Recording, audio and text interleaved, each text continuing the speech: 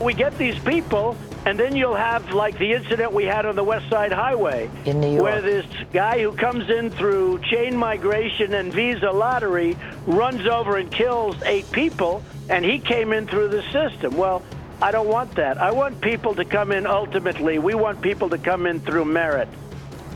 That was President Trump on Fox News last night talking about the way forward on immigration and his plans for a border wall, which he still says Mexico will pay for. But according to Mexico's president, they're not budging on this. Yeah, in fact, Mexico's president, Enrique Peña Nieto, just called off an official trip to Washington to meet with President Trump after another tense phone call last week over that wall. Let's bring in CNN congressional reporter Lauren Fox. So what happened on this phone call, Lauren, that changed the plan for the president?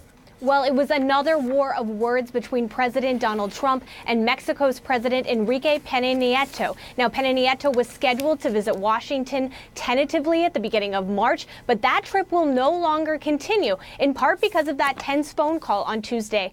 Now, the president, according to a White House official, continued to push for Mexico to finance that border wall. That is something that he's been doing since the early days of the 2016 presidential campaign, and it's something that Peña Nieto has been consistently saying Mexico will not pay for. Now, a White House official said that this phone call was less tense than one in January 2017, where Peña Nieto canceled another trip to Washington, but the phone call led to no resolution about the funding of that wall. We should note that President Trump is trying to get money for the wall any way he can. He's also pushed Congress to fund his wall, and while a bipartisan group of lawmakers presented him with a plan that would give him $25 billion in border security in exchange for citizenship for 1.2 million Dreamers, the president rejected that plan, saying he wanted more changes to the legal immigration system. Commentary writer and editor for the Washington Examiner, Siraj Hashmi, with us now. This is not the first time this has happened. Siraj, January of last year, the Mexican president called off a planned trip to meet with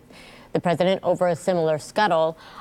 If the president cannot convince Mexico to build this wall, is there a political ramification for him? For President Trump, right now, the main ramification is if he allows amnesty for the estimated 1.2 million undocumented immigrants.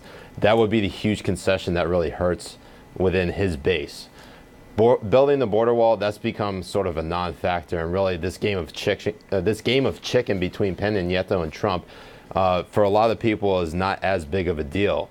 Whether the border wall gets built or not is something that, you know, for Trump supporters, that might be a big thing, but amnesty is a whole lot bigger and completely different issue that I think would hurt the immigration stance of President Trump. Sure. So Jared Kushner, we understand, the president's son-in-law, he's in charge, as we know, of managing the U.S.-Mexico relationship, among many other things. But officials say that a few hours after both of the presidents spoke on Tuesday, Kushner actually called Peña Nieto, tried to help smooth things over, still canceled the trip. What does that tell you about, and we've been talking a lot about this with the security clearances, about Kushner's ability to effectively do his job?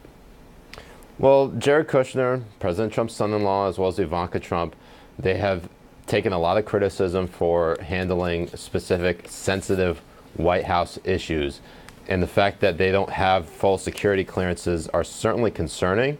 With respect to the U.S.-Mexico relationship, now there are definitely some Mexican officials who would say that the relationship between the Trump administration and the Peña Nieto administrations are closer than they were in previous administrations. However, what we're seeing from reports is that, you know, even though the top two leaders are not agreeing on anything, maybe that actual relationship between the administrations are formidably stronger. But again, that only really matters when you get results. And right now, both sides are at a political stalemate, and they're not going to get anything done, at least until Peña Nieto either gets reelected or there's a change in leadership. Officials say they may try to meet again in Washington or at the Summit of the Americas in Peru. That's happening in April. What's the expectation there? The expectation is probably more of the same. You know, you're going to have this, you know, chest thumping, whoever can back down first is really going to be the winner in all of this, because You know, with President Trump's border wall, that's, you know, anywhere from 12 to 15 billion dollars by conservative estimates, all the way up from $67 billion by Democratic estimates. You know, the American taxpayers are going to be paying for all of that, and getting, you know, whatever money from Mexico. Is that going to go back to the American taxpayers? We're not so sure right now, and President Trump needs to make a convincing argument, at least in the lead up to the midterm elections, that this is still a good idea. Right, right. Siraj Hashmi, we appreciate it so much. Thank you. Thank you.